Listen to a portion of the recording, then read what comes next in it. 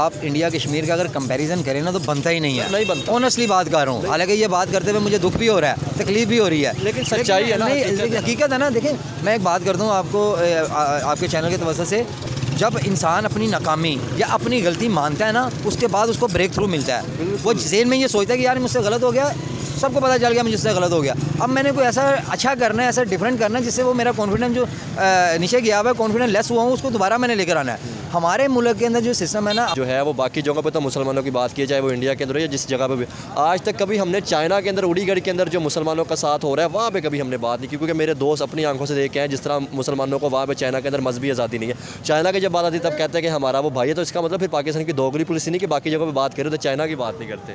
Sir जी ये China के ऊपर मैं भी बात नहीं करना चाह रहा, आपने अपने मुल्क का आधा हिस्सा तो चाइना के नाम किया हुआ है। जज्बाती किया गया हमें कि इंडिया की का सिर्फ इंडिया ताड़ा है, ठीक है यार वो दुश्मन है, उसको एक साइड पे रखें। लेकिन सर मुझे ये बताएं, मैं उसको दुश्मन भी नहीं कहता। अगर मेरी आप एज ए पाकिस्तानी मेरी ओपिनियन लेना, मैं एक माकूल सी अपनी राय देता हूँ आपके चैनल के तवज्जो से कि मैं उनको अपना दुश्मन भी नहीं कहता। दुश्मनी किस चीज़ की, यही तो बात है, ठीक है ना। अभी मैं आपकी बात सुन रहा था, फिर दूसरी जो कंट्रीज़ हैं वहाँ पे जो मुसलमानों के साथ हो रहा है, फिर हम वहाँ पे क्यों नहीं अपने सर मुसलमानों को उनके हकूक़ पूरे नहीं मिल रहे। यहाँ जो पाकिस्तान में सिख, हिंदू, ईसाई जो भी रह रहे हैं उनको फुल प्रोटोकॉल के साथ उनके पूरे उनको राइट्स दे रहे हैं। यहाँ पाकिस्तान में, बिल्कुल पाकिस्तान में। बताएं किधर मिल रहे हैं ताकि हम दिखा सके हमारा चैनल। आप देखें इंडिया के अंदर एक कानून पास हुआ था CAA। उस कानून का मतलब ये था कि इंडिया जो है ना वो जितने भी हिंदू, सिख या ईसाई या पारसी आएंगे ना उनको सिटीजनशिप देगा, मुसलमानों को नहीं देगा। तो हमारे पाकिस्तान में, अफगानिस्तान में, बांग्लादेश में, इवन के USA ने प्रोटेस्ट किया कि ये एंटी मुस्लिम है, ठीक है। उन्होंने कहा कि नहीं जी, जो हमारे यहाँ पे आए थे बांग्लादेश से, जो यहाँ पे हिंदुओं के साथ हो रहा था पाकिस्तान में, हम उनको राइट्स देंगे, प्रॉपर तौर पे अपनी मजहबी आज़ादी के साथ काम करेंगे। मुझे ये बताएं, हमने उसके ऊपर तो प्रोटेस्ट किया कि ये एंटी मुस्लिम है, क्या हमने आज तक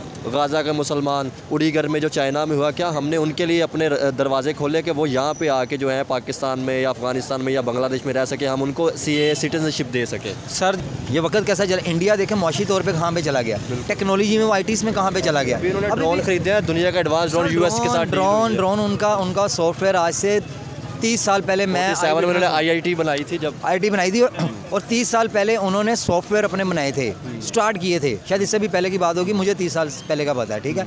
तो हम उनके साथ कंपैरिजन करें, आप कंपैरिजन करें, ज़रूर करें, ठीक है, सबके साथ करें, लेकिन अपनी तो आपकी कोई काबिलियत हो, आपने अपनी तो कुछ चीज़ें याद की हो, कुछ आपने अपना तो कोई कारनामे दिए हो, फिर बनता है। खाली जज्बाती तौर पर करना है तो जज्बात फिर जज्बाती बंदे के। सर आप देखें ना, जब था जैसे समझा राजपूत, आप देख रहे हैं पीपल TV। आज का हमारा टॉपिक बहुत ज़्यादा इंटरेस्टेड होने वाला है। हम 2 टॉपिक पे बात करेंगे। एक तो हम बात करेंगे कि जो अभी इंडिया में CAA आया, ठीक है, उसके ऊपर बड़े लोगों ने जो है प्रोटेस्ट किया, खासतौर पर पाकिस्तान, अफगानिस्तान ने उसके ऊपर रिएक्शन दिए कि जो है वो एंटी मुस्लिम है। तो हम पाकिस्तानियों से ये बात करेंगे कि अगर देखा जाए तो क्या वजह है कि हमने गाज़ा के मुसलमानों की, फ़लस्तीन की बात तो की, तो हमने क्या फ़लस्तीनियों के लिए कोई ऐसा CAA कोई कानून बनाया कि वो यहाँ पे आकर रह सकते हैं, या बांग्लादेश ने या अफगानिस्तान ने कोई ऐसा बनाया, या हमने इवन के हमने तो अफगानिस्तान के जो लोग रहने वाले थे हमने उनको निकाल दिया।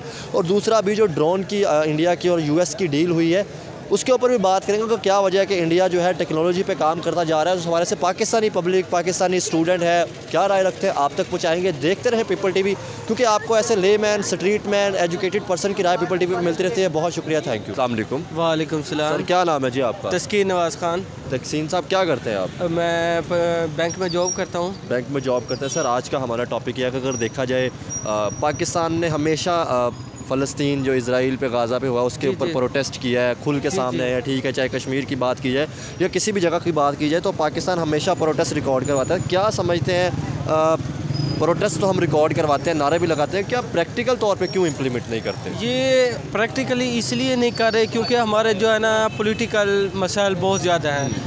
जब हमारा मुल्क खुद स्टेबल नहीं हो रहा तो वो दूसरों के लिए क्या करेगा? तो यही मुझे फिर बताएं कि जब भी हमारे कोई पॉलिटिशियन आते हैं, आकर पहले कश्मीर की बात करते हैं, इंडिया के मुसलमानों की बात करते हैं, क्या समझते हैं वो तो तरक्की कर गए हैं, खुश भी हैं, और हमारे जो ये पे हालात है, पहले ये हालात क्यों नहीं देखते, हमेशा इंडिया कश्मीर की बात करते हैं। बिल्कुल ये बात सही है, अपने मुल्क को स्टेबल करना ये सबसे बड़ी प्योरिटी इनको देनी चाहिए।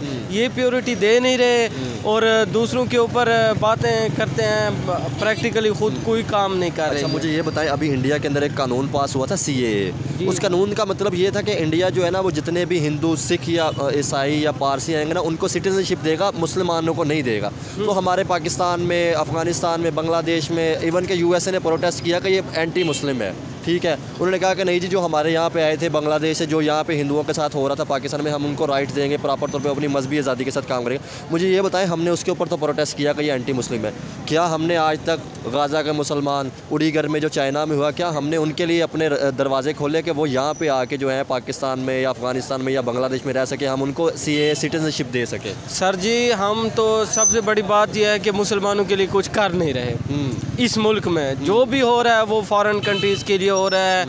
अब देखें, जो जेंडर का इन्होंने बिल पास किया था वो इलीगल था, क्योंकि हमारी जो रियासत है वो इस्लामी जमहूरिया पाकिस्तान की बेस पे बनी थी, ना कि वहाँ जेंडर वाला बिल पास होता है। तो क्या इस्लामी जमहूरिया पे हमने कोई काम किया आज तक नजर आता है? 1947 से लेकर आज तक के कोई प्रैक्टिकली काम नहीं हुआ।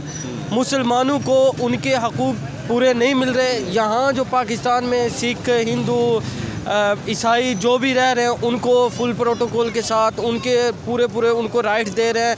यहाँ पाकिस्तान में? बिल्कुल पाकिस्तान में। मुझे बताएं किधर मिल रहे हैं ताकि हम दिखा सके हमारा चैनल। हाँ, आप देखें, इनके सिखों के चर्च में चले जाएं, कहीं चले जाएं, या कोई फॉरेन कंट्रीज़ का यहाँ आया होगा तो पाकिस्तान वाले उनको कितनी ज़्यादा प्योरिटी देते हैं, कितनी ज़्यादा सिक्योरिटी देते हैं। मुझे ये बताएं, जिस तरह पाकिस्तान के अंदर दहशतगर्दी होती है, आए हुए थे, आपने देखा था, ईसाई आए हुए थे, जो आए होते हैं उनके आगे पीछे फुल प्रोटोकॉल होता है। जब पाकिस्तानी बाहर जाता है, मुझे ये बताएं हमेशा प्रोटोकॉल या वो सिक्योरिटी ज़्यादा वहाँ पे होती है जहाँ पे सिक्योरिटी इशू हो? कभी आपने USA, अमेरिका, कनाडा या बड़ी जो स्टेट है वहाँ पे आपने कुछ ऐसा देखा है कि वहाँ पे लोग गए और उनको सिक्योरिटी मिल रही हो? ऐसे इसका मतलब तो ये है कि कहीं ना कहीं हमें डर है कि हमारे मुल्क के अंदर दहशतगर्दी है, इसलिए हम सिक्योरिटी दें। बिल्कुल, हमारे मुल्क में दहशतगर्दी है। आप पॉलिटिकल हालात पे फोकस कर दें। अभी जो आपको पता है वो औरत वाला इछड़े में मसला हुआ था, तो इसमें क्या फिर सेफ है?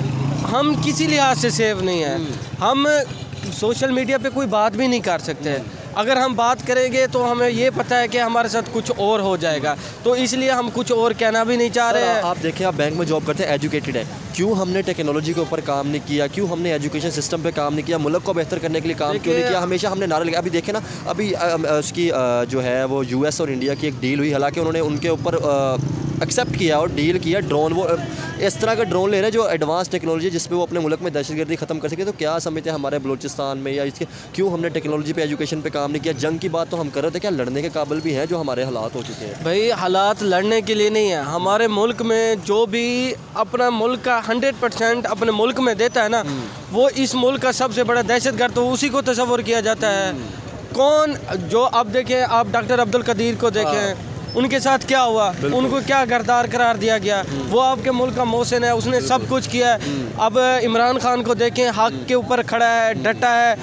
क्या हो रहा है? जब इधर किसी इंटेलिजेंट बंदे को उतनी ज़्यादा रिस्पेक्ट नहीं मिलती, उतनी ज़्यादा नॉलेज की कदर नहीं होती, वो जाके फॉरेन कंट्री में अपना सिक्का मनाते हैं, वो इधर इस मुल्क में फिर रहना ही। मुझे आप ये बताएं, आप नासा की बात सुनते हैं, आप इसरो की बात सुनते हैं, ठीक है, आप अपनी स्पेस एजेंसी को बताएंगे कितने का हमने कारनामे कर लिए टेक्नोलॉजी पे? हमने कुछ भी नहीं किया, और न यहाँ कुछ हो रहा है। हम आता कि मैं बताऊँ, हम बैंक सिस्टम यूज़ करते हैं, वो भी T24 है, वो भी फॉरेन कंट्री का यूज़ करते हैं। हम, हमारे मुल्क में कोई चीज़ ऐसी नहीं है कि जो मेड इन पाकिस्तान की हम यूज़ कर रहे हैं। बात सबसे, ये बात अब आपने ये बात बोली कि मेड इन पाकिस्तान कहाँ है, क्योंकि जब मेड इन पाकिस्तान इंपोर्ट होता है, ठीक है, एक्सपोर्ट चीज़ें होती हैं, तब ही मतलब जो है सिस्टम बेहतर होता है। जब हम चीज़ें एक्सपोर्ट करेंगे मेड इन पाकिस्तान, तभी तरक्की होगी ना सर। ये हो नहीं रहा ना, इसलिए कि हम खुद भी नहीं कहते कि यार ऊपर किसी चीज़ के ऊपर लिखा हो मेड इन पाकिस्तान, हम कहते हैं यार हमने ये नहीं लेनी, हम किसी और की, हम चाइना की एक्सेप्ट कर लेते हैं, लेकिन पाकिस्तान की एक्सेप्ट नहीं करते। क्यों नहीं करते?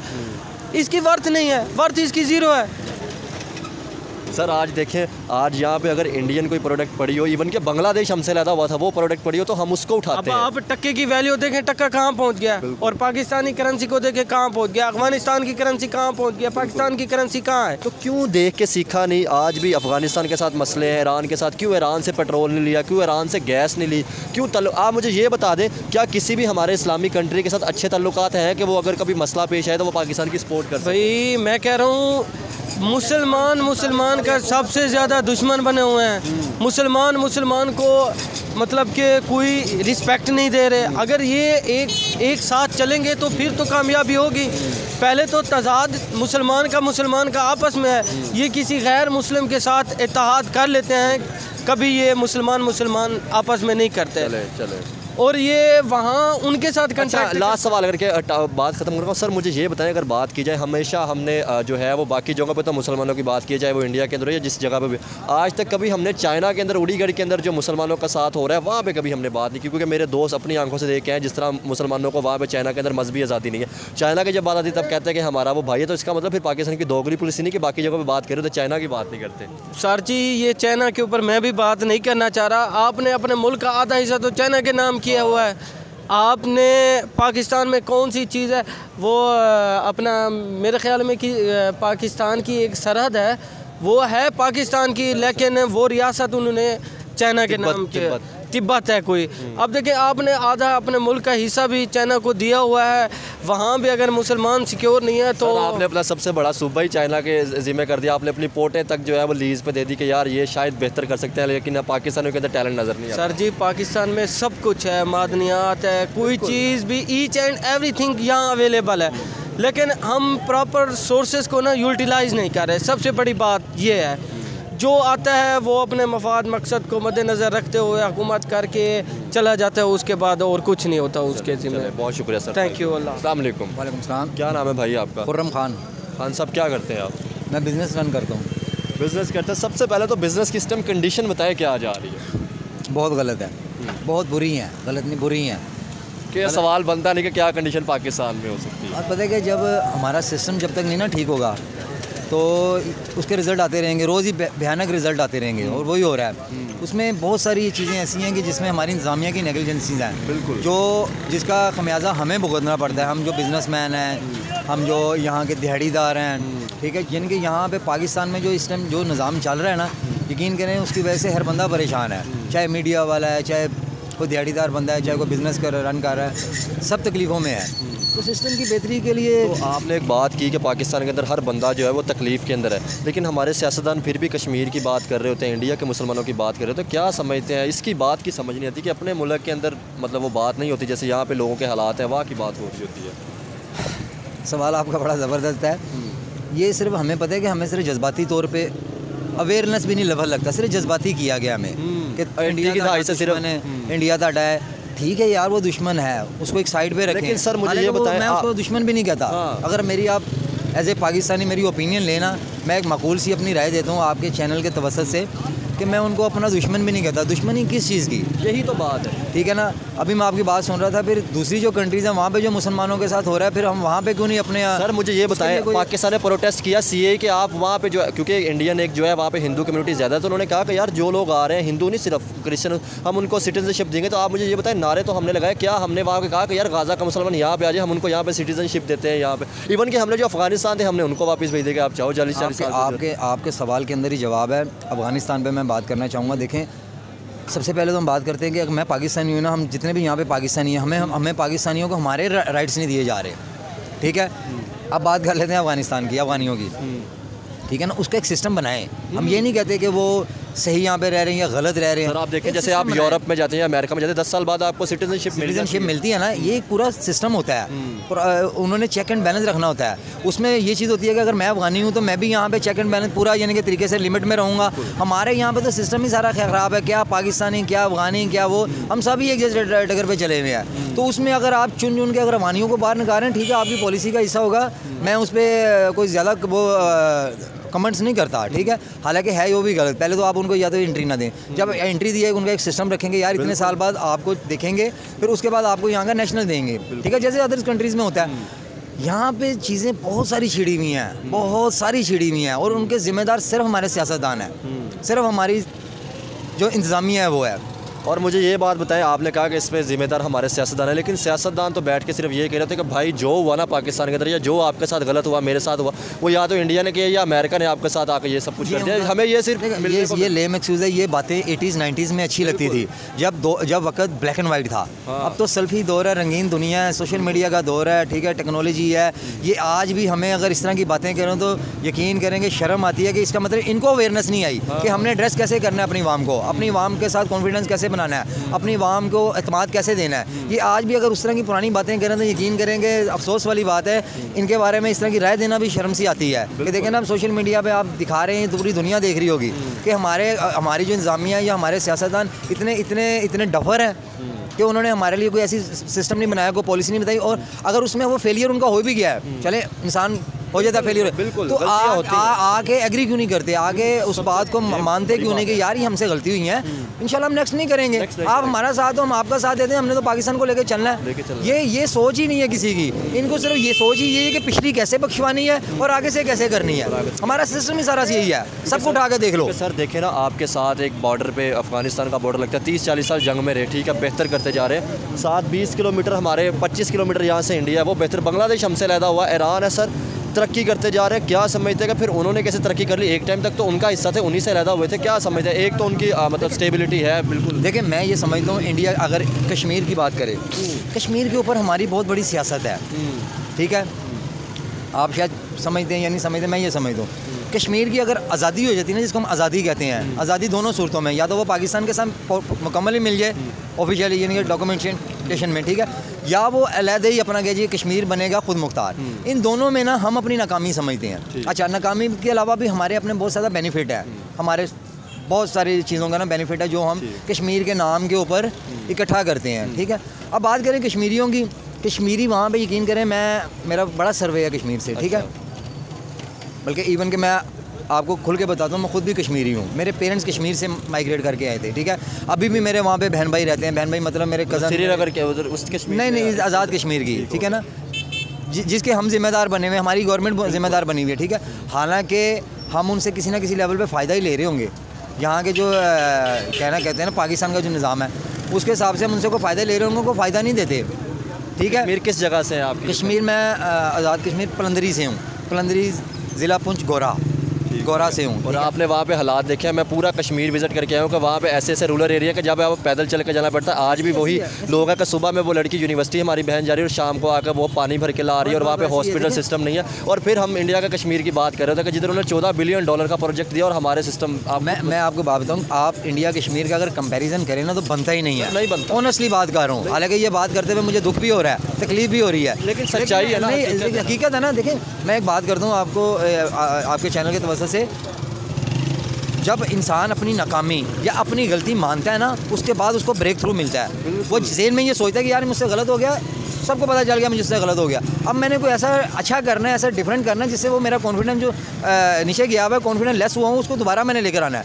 हमारे मुल्क के अंदर जो सिस्टम है ना, हम आवाम से शुरू हो जाएँ और ऊपर सियासतदानों तक चले जाएँ, यकीन करें हम अपनी गलती को नहीं मानते। असं कहने जो किया जी ठीक किया जी, वो गलत हो गया, साडा कसूर नहीं गा, इससे कभी भी चीज़ें नहीं ठीक होती, बिल्कुल कभी भी नहीं ब्रेक थ्रू मिलेगा, कभी भी नहीं कोई ऐसा रास्ता मिलेगा जहाँ से हम निकल सकें, कभी भी नहीं ऐसा ना होगा।